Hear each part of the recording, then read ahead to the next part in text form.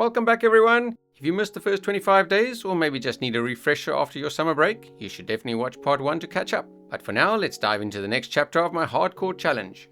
Day 26 was officially moving day, and the stark reality of this barren frozen wasteland hit me all over again. Continued finishing up my floor and decided to make it a little bit fancy. I even created a glass observation deck so I can look down at the mobs trying to get in. With the floor done, I moved my entire kitchen setup indoors, and finally the official most important item that makes this moving in day a reality, my all important bed. Day 27 and it's time for a quick house tour. It's not much yet, and I guess you could say I'm going for the open plan design. A little bit too open if you ask me, but I will have good views in every direction, trust me. I spent the rest of the day working on the window designs and brainstorming other ideas for the interior. I'm thinking of adding a comfy chair and lamp, maybe a little end table. A guy can dream.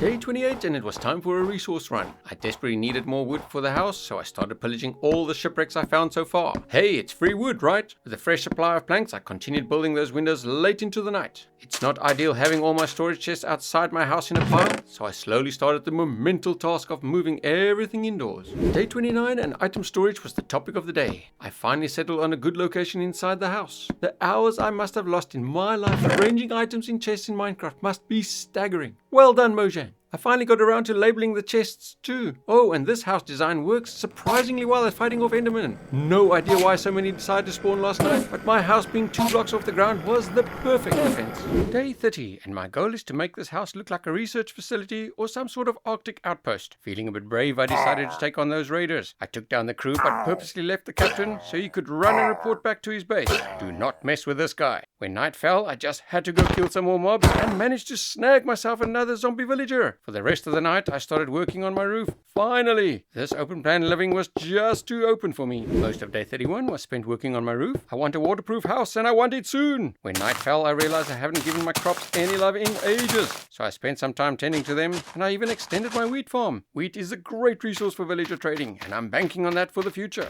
Day 32, and I realized I'm grinding through my diamond tools like they're made out of paper. Time to put that XP to good use. Any enchantments are better than nothing, right? While I was at it, I threw some enchantments on my diamond armor too. Oh, so shiny. Decided to take a break from building, and since I was out of sandstone, I went exploring some caves to see what resources I could find. Day 33 and I was still exploring those caves. With my pockets full, I popped out to drop off my loot and then headed right back down. As luck would have it, I stumbled upon the zombie monster room. This is exciting! And the gods must have been smiling down on me because right next to the monster room I also found an amethyst geode.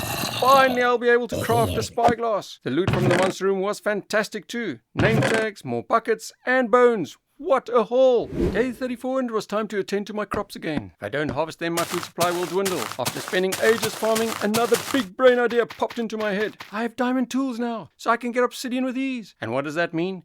The Nether, baby! A whole new dimension to pillage and plenty more resources await. Day 35. Nether portals are noisy, so I headed up the mountain. I was hoping to generate a portal higher up on the nether side, making future trips easier. When I spawned in the nether, it wasn't the best location, but it will have to do. Bridge to some nearby land. Oh, I totally forgot I can get new wood types here too. Just a quick visit today. Tomorrow I'll come better prepared. Day 36. Slightly better prepared today, I continued exploring the Crimson Forest. The Nether comes with its own set of dangers, and not having a fire protection potion in hardcore mode is a huge gamble. But I'll tread carefully. After some exploring, I also found a warped forest. And through the forest I encountered a Bastion, but I'm definitely not ready to take that on yet. Grabbed some more resources, making my way back to the overworld. On the overworld side, I made a quick little outpost for when I want to explore the Nether. A nice close-by place to dump resources.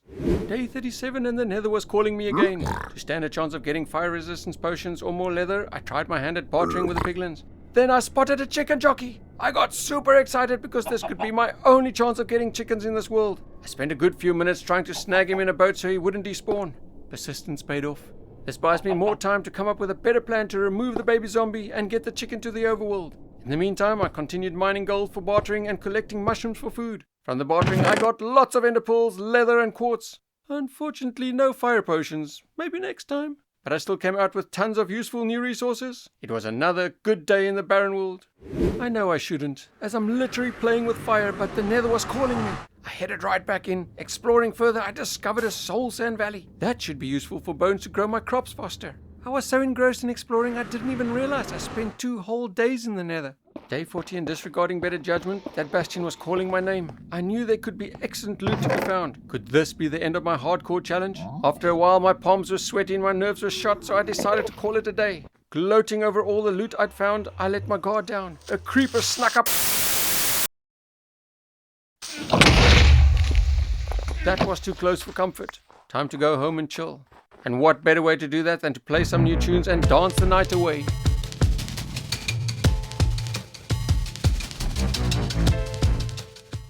Day 41, and apparently almost dying is not a good enough deterrent. I went right back to that Bastion to pillage whatever remained. Luckily, I remembered that Piglins sometimes hide gold blocks at the base. Also, a Bastion is where I could find golden apples, part of what I need to heal those zombie villagers.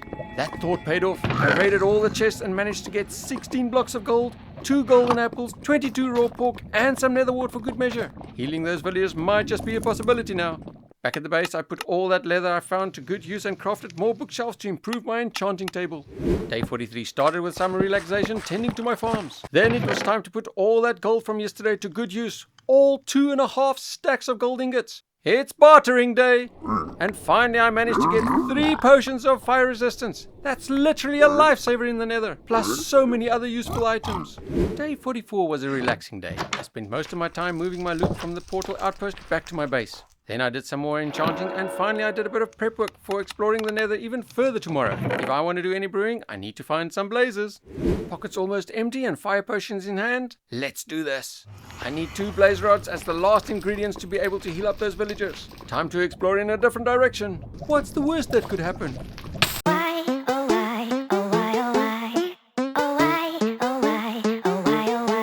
Oh my goodness! Falling into lava off the bat? Really? This is not a good start, but thank goodness for those potions. This definitely would have been the end of this challenge otherwise.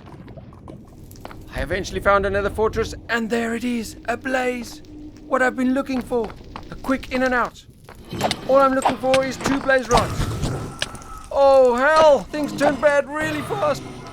Without good enchanted armor, those blazes hit really hard. Half a heart. How did I survive that? I'm just being reckless now. Time to take a breather, heal up and get out of here. I have 5 blaze rods. I got what I came for. Day 47 and I'm back at the base. First thing on my agenda, I had to get brewing. After all, it almost cost me the game.